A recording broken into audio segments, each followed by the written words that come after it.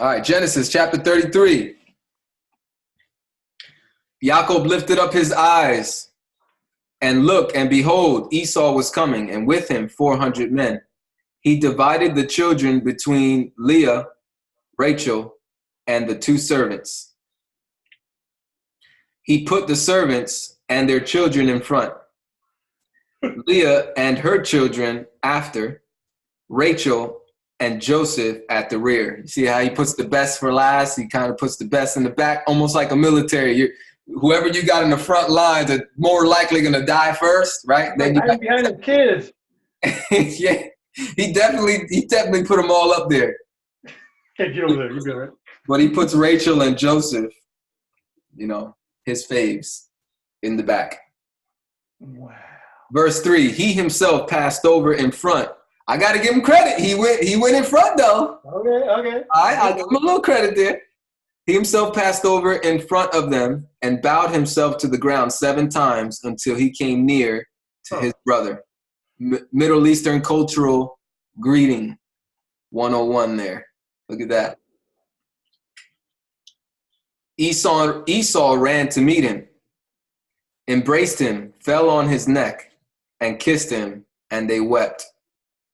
All right. Here's another reason why I don't necessarily like to use scriptures of where people are bowing down to Yahusha in the New Testament as automatic worship, because culturally, Israelites, Hebrews, Semitic people, I guess it seems like a way that this is how they greeted each other, especially if you felt somebody was higher than you, which in this case, Yacob does. He's calling Esau his Lord.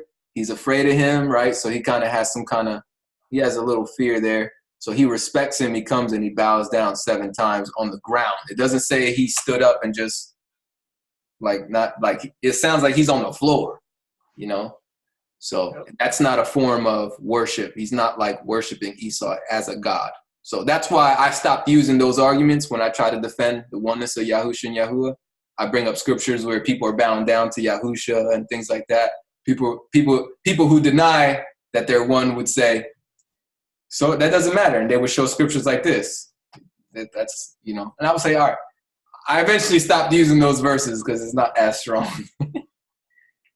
But anyway, Esau doesn't seem like he's going to kill him. He embraced him. He fell on his neck, on Jacob's neck, and he kissed him, and they wept. They both cried together. We'll see if that was real or fake. Well, we'll find out if time heals, you mean? Right. We'll see if the tears and the kissing, we'll see if this is the kiss of betrayal or if this is like a legit, greeting. Right. Verse 5, he lifted up his eyes and saw the woman and the children and said, who are these with you? He said, the children whom God has graciously given your servant. Then the servants came near with their children and they bowed themselves.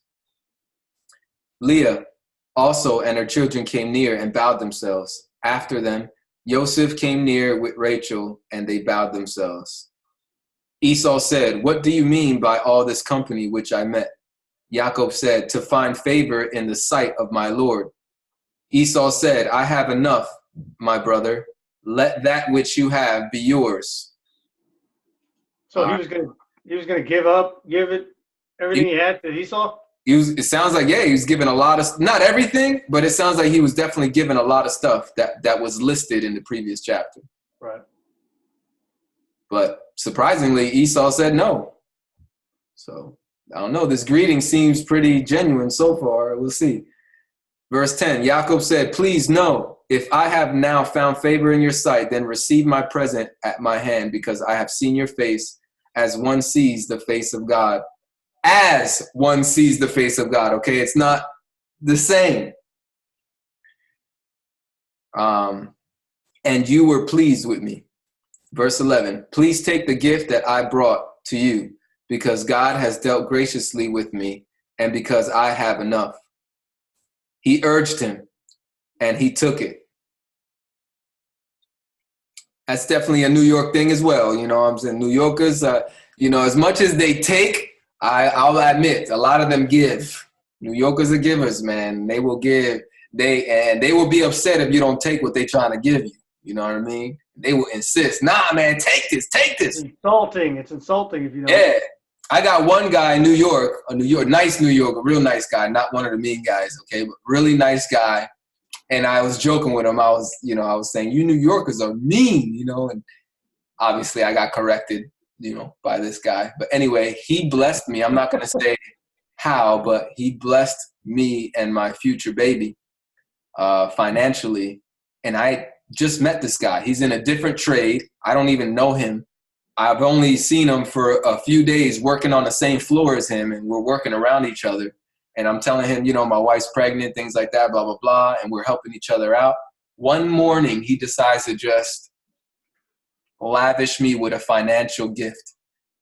And he insisted he would not. I didn't want to take it. I was like, no. I was like, this is too much money. Like, I don't even know you, man. Like, this feels mad awkward. And he just insisted that I take it and never mention it. I don't want you talking about it. I don't want you reminding me about it. And anyways, just beautiful, beautiful. And I can see like this is kind of what Yacob is doing right now. He's like very persistent, giving a big gift, as much as he's taking from his brother, but he's trying to give, and he's not taking no for an answer. Verse 13 or 12, Esau said, let's take our journey and let's go. I will go before you. Verse 13, Yacob said to him, my Lord knows that the children are tender and that the flock and herds with me have their young. And if they overdrive them one day, all the flocks will die. Please let my... For a while. What was that? They've been traveling for a while, if that's the case with the animals. Yeah. Yep. Verse 14, please let my Lord pass over before his servant, and I will lead on gently, according to the pace of the livestock that are before me, and according to the pace of the children, until I come to my Lord to Seir, the place, Seir. So going with the pace of the animals, right? Don't overwork them. Yep. Verse 15, Esau said, let me now leave with you some of the people who are with me. He said, why? I want to say something. I don't know why this is on my mind, but being a shepherd and going at the pace of the sheep, I think can be a representation of human shepherds, pastors, leaders, kind of pacing different members who are in different walks and going at a different pace, and not to overdo it with too much doctrine, too much, overwhelming them with too much Torah, right? There's certain people that can only handle with so much. And I don't know why it's just kind of rung a thought in my mind that it's representative of a good shepherd, to go at the pace of your animals. Good shepherd, human shepherd, goes at the pace of their disciples. Their disciples, members, flock, however you want to say it. Yeah. Makes sense. I like it. Verse 15, Esau said, let me now leave with you some of the people who are with me. He said, why? Let me find favor in the sight of my Lord. Verse 16, so Esau returned that day on his way to Seir. Yacob traveled to Succoth, built himself a house, and made shelters for his livestock. Therefore, the name of the place is called Succoth, almost like Sukkah. Booths. Yep, booths. Yep.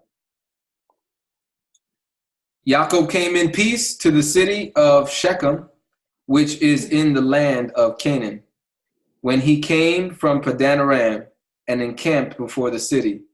He bought the parcel of ground where he had spread his tent at the hand of the children of Hamor, Shechem's father, for 100 pieces of, I have pieces of money here. Lambs. Lambs is what the Septuagint says. I have the Hebrew word here is H7192, kesita. something like that. Keshita. It means unit of unknown value, perhaps weight, money. So I think it's probably like some type of metal, right? Like copper, gold, or something. 100 pieces of whatever it was. Verse 20, he erected an altar there and called it El Elohe Yisrael. I believe that's correct. I might be wrong. Oh, I know what to do. Let me go to the ISR. Verse 20, and he set up a slaughter place there and called it El Elohe Israel.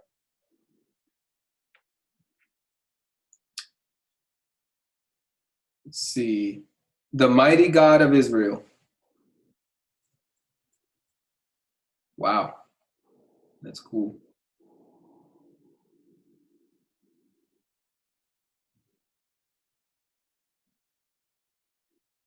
Hebrew Roots Bible calls it El, the Elohe of Israel. Yeah, one translation says it means that is God, the God of Israel. Makes sense? They got El. Septuagint says God of Israel. Yeah, they got El twice in there. El, Elohe. The God. God, the God. Elohe, the God. God, the God of Israel. Cool. Disciples Bible says, yeah, El Elohe Israel. All right, so this chapter, Yacob meets Esau after all these years. And so far, it seems peaceful. Seems peaceful. We'll stop there.